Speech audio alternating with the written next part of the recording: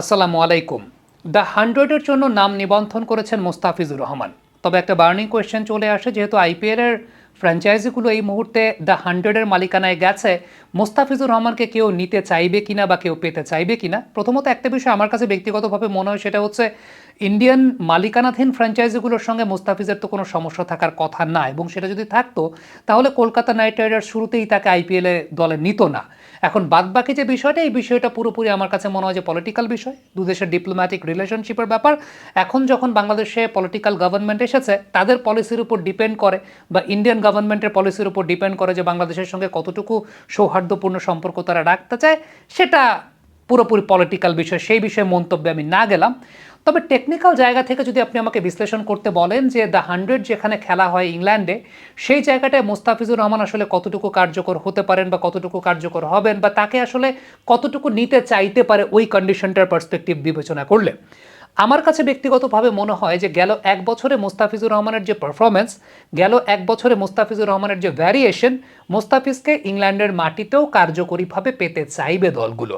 অর্থাৎ ইংল্যান্ডের মাটিতেও মোস্তাফিজুর রহমানের কার্যকারিতা পাওয়া যাবে বলেই আমার কাছে মনে হয়। এর পেছনে সবচেয়ে বড় কারণটা কি জানেন? আমরা যেটা মনে করি যে মোস্তাফিজুর রহমানের বোলিং বা মোস্তাফিজুর রহমানের যে বল গ্রিপ করে উইকেটে, সেই গ্রিপ করাটা ওই যেটা তিনি আলটিমেটলি ফিজ স্পেশাল ডেলিভারি যেগুলোকে আমরা বলি, অনেকটা মোতাইয়া মুরালি ধরনের মতো রিস্ট বাঁকিয়ে তিনি বোলিং করে থাকেন, যেগুলো গ্রিপ করে, এই ধরনের বলই হয়তো বা মোস্তাফিজ শুধু পারেন, বা এটাই হয়তো বা মোস্তাফিজের ম্যাজিক, বা এটাই হয়তো বা মোস্তাফিজের একমাত্র অস্ত্র। কিন্তু ব্যাপারটা সেরকম না। গেল এক বছরে মোস্তাফিজকে আরও দুইটা জায়গায় খুব শানিত পরিশীলিত হতে দেখা গেছে, যেগুলো মূলত ইংলিশ কন্ডিশন অনেক বেশি মাত্রায় উপযোগী হবে বলে আমার বিশ্বাস। একটা হচ্ছে মোস্তাফিজুর রহমানের সিম আপ ডেলিভারি। মোস্তাফিজুর রহমান কিন্তু এখন সিম আপ ডেলিভারিটাকে অনেক বেশি মাত্রায় পলিশড করেছেন, যেটা তার আগে ছিল না। এবং সিম আপ ডেলিভারিটা ওই রকম পলিশ ছিল না দেখেই মূলত একটু বাইরের দেশের কন্ডিশনগুলোতেও মোস্তাফিজুর রহমান অতটা এফেক্টিভ হতেন না মাঝখানের সময়গুলোতে, যতটা এফেক্টিভ তিনি আসলে এশিয়ান বা সাবকন্টিনেন্টাল কন্ডিশনগুলোতে হতেন। সো এই যে সিম আপ ডেলিভারি, এবং সেই সঙ্গে তিনি আরেক ধরনের সিম আপ অফ কাটারও করে থাকেন। আমরা যদি একটু কম্প্যারিজনে আপনাদেরকে দেখাতে চাই, তাহলে আপনারা দেখলে খুব ভালো মতো বুঝতে পারবেন। ঠিক এই মুহূর্তে যেটা আপনারা দেখছেন, মাঝখানের যে ধরনের ডেলিভারিটা মোস্তাফিজের, সেটা হচ্ছে ফিজ স্পেশাল, যেটা মূলত আমাদের এই সমস্ত কন্ডিশন অনেক বেশি মাত্রায় বলকে গ্রিপ করতে সহযোগিতা করে, বা এশিয়ান কন্ডিশনগুলোতে বলকে গ্রিপ করতে সহযোগিতা করে। কিন্তু দুই পাশে, অর্থাৎ মাঝখানের যে ভিডিওটা দেখছেন, তার দুই পাশে যে দুই ধরনের বল, একটা হচ্ছে সিম আপ ডেলিভারি, আরেকটা হচ্ছে তার সিম আপ অফ কাটার।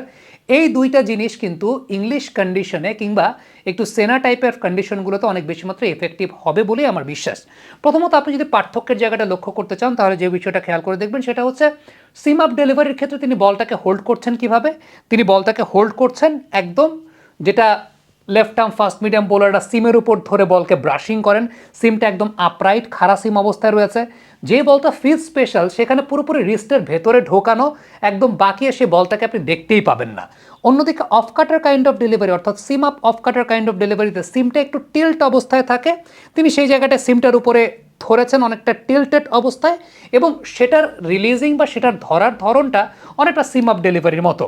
এরপর যখন নিচের ফ্রেমের দিকে আসছে, অর্থাৎ বলটা যখন গ্যাদারের পর নিচের দিকে নামছে, ওই সময়টা খেয়াল করে আপনি দেখবেন খুব ভালো মতো, সেটা হচ্ছে যখন তিনি তার ফিজ স্পেশাল বলগুলো করেন, একদম সিমের ভেতরে একদম হাইট করা অবস্থায় থাকে, যেটা তার অন্য দুইটা ধরনের যে বল আছে, অফ কাটার সিম আপ এবং আরেকটা সিম আপ ডেলিভারি, সে সময় কিন্তু ব্যাপারটা সেরকম না। এবং লাস্টে আপনি যখন বলটাকে রিলিজ করছেন মোস্তাফিজুর রহমান, সেই সময়টা যদি লক্ষ্য করে দেখেন, তাহলে খুব ভালো মতো দেখবেন সিম আপ ডেলিভারিতে একদম ব্রাশিং করার মতো অবস্থায়, একদম ব্রাশিং করার মতো অবস্থায় তার বলটা কিন্তু রয়েছে তার ফিঙ্গারের ওপরে, এবং সেই জায়গা থেকে তিনি রিলিজ করছেন একদম ফ্রন্টাল অফ হিস হ্যান্ড, যেটা আলটিমেটলি তিনি ফিজ স্পেশাল করছেন পুরোপুরি রোল অফ দ্য রিস্টে, এবং এটার জন্যই কিন্তু উইকেটে বল গ্রিপ করাটা অনেকাংশে বাঞ্ছনীয় হয়ে যায়। কিন্তু of cutter kind of delivery যেটা করছেন, সেটা রিলিজেও কিন্তু দেখবেন বল একটু অ্যাঙ্গেল করা, কিন্তু অনেকটা সিম আপ কাইন্ড অফ ডেলিভারির মতো। এবং রিলিজিংয়ের সময়টা আপনি লক্ষ্য করে দেখবেন, বিশেষ করে মোস্তাফিজের যে অফ কাটার, মানে সিম আপ কাইন্ড অফ অফ কাটার যে বলগুলো আছে, এই seam up kind of of কাটার বলগুলো মূলত ইংলিশ কন্ডিশনগুলোতে তাকে অনেক বেশি মাত্রায় সহযোগিতা করতে পারে, বা ওই কন্ডিশনের জন্য অনেক বেশি মাত্রায় উপযোগী। বিশেষ করে মোস্তাফিজুর রহমান বর্তমান সময়ে আমরা যেটা দেখি, সেটা হচ্ছে বাঁহাতি ব্যাটারের এগেনস্টে এই seam up off cutter kind of ডেলিভারিগুলোই বেশিরভাগ ক্ষেত্রে করেন, এবং সেগুলো অ্যারাউন্ড দ্য উইকেট থেকে। গত বিপিএলের সময় আমরা দেখেছিলাম যখন তিনি ওই অ্যাঙ্গেলটাকে ব্যবহার করছেন, বাহাদির এগেনস্টে অ্যারাউন্ড দ্য উইকেট গিয়ে বোলিং করছেন, তখন কিন্তু ultimately seam up off cutter kind of ডেলিভারিগুলোকেই তিনি ব্যবহার করছেন। সো এখন যে বিষয়টা উল্লেখযোগ্য সেটা হচ্ছে মোস্তাফিজ কিন্তু শুধুমাত্র তার ওই ফিফথ স্পেশাল বল, যেগুলো আমাদের এখানকার উইকেটগুলোতে অনেক বেশি মাত্রা উপযোগী হয়, তার উপর ডিপেন্ডেড না।